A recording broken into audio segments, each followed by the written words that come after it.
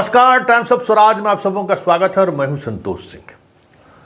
और आज हम टाइम्स ऑफ स्वराज में बात कर रहे हैं कि गांधी मैदान में जो आज रैली आहूत है, सुबह से ही लोगों में बड़ा उत्साह देखने को मिला है। लोग सड़कों पर, मौसम हालांकि थोड़ा साथ नहीं दे रहा है, बारिश हो रही है, लेकिन खुशनुमा मौसम है, उत्साह है।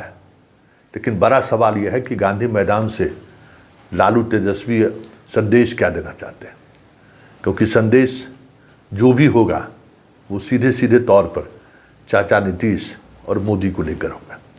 क्योंकि पूरी रात जिस तरीके से लालू यादव और तेजस्वी यादव समा बांधते रहे हैं, जो बिहार की रैली की जो एक झलक रही है आज तक, उस झलक में ले जाने की कोशिश में दोनों पिता पुत्र लगे जरूर दिखे, लेकिन वो चीज़ें थोड़ा मिस जरूर कर रहा था। जो लालू के समय में लौंडा का नाच, बाईजी का नाच, बड़ी बड़ी चीज़ें होती थी, उससे तेजस्वी का एरा थोड़ा परहेज करता हुआ दिखा।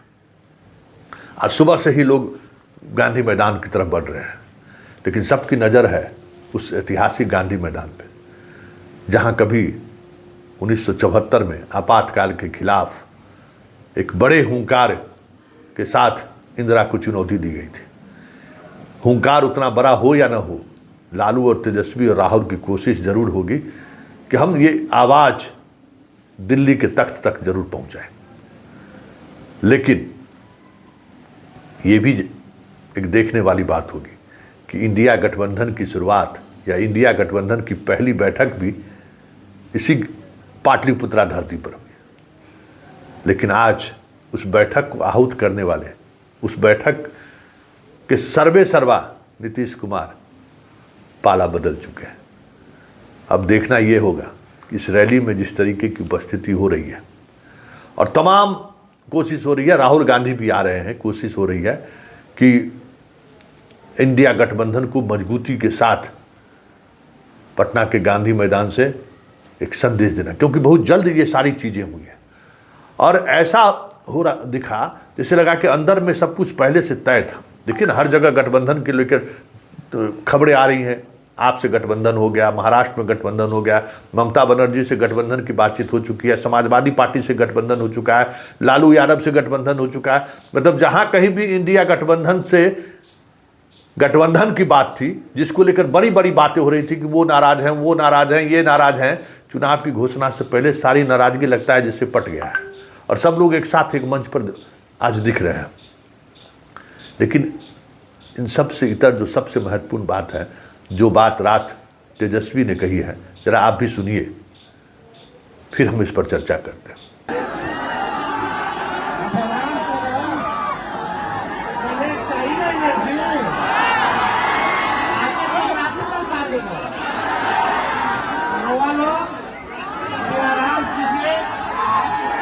सवेरे सवेरे अनुशासित ढंग से हम लोग गांधी मैदान चलेगा।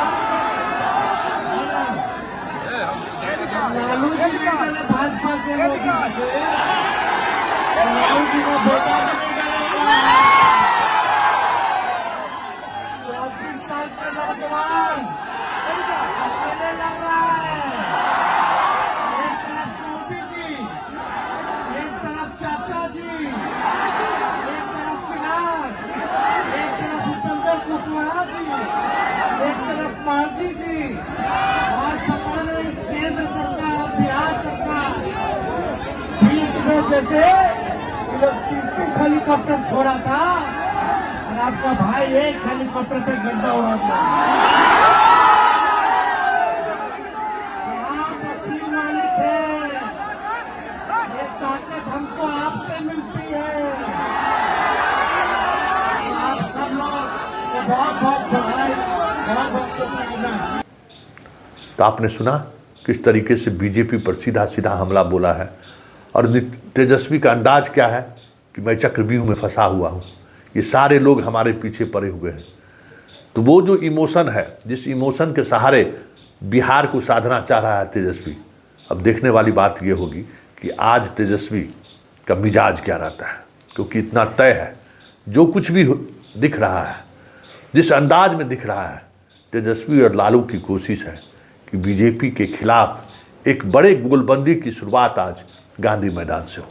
ये गोलबंदी कितना सफल होगा कहना मुश्किल है, लेकिन इतना तय है कि आगाज जिस तरीके से हुई है, अंजाम बहुत कुछ बदलता हुआ बिहार से देखने को आपको मिल जाए तो कोई बड़ी बात नहीं होगी, क्योंकि 40 में 40 2019 में 39 सीट एनडीए जीती थी।